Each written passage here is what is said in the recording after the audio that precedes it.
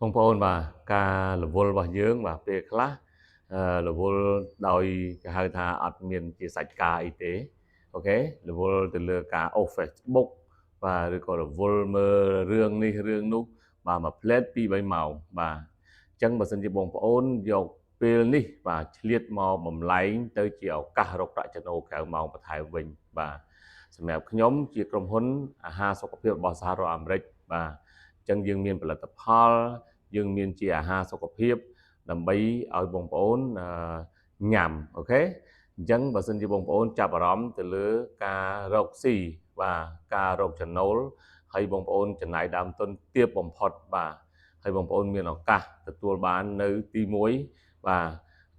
ពេលវេលាបត់បែនបងប្អូនអាចរកប្រាក់ចំណូលបានដើម្បីផ្គត់ផ្គង់នៅក្នុងជីវភាពគ្រួសារអូខេហើយយើងមិនត្រូវការបត់ពិសោធន៍ទេមិនត្រូវការចេះភាសាអីដែរបាទឲ្យតែបងប្អូនមានចិត្តចង់រកប្រាក់ចំណូលក្រៅម៉ោងយើងអាចនិយាយគ្នាបានហើយអូខេ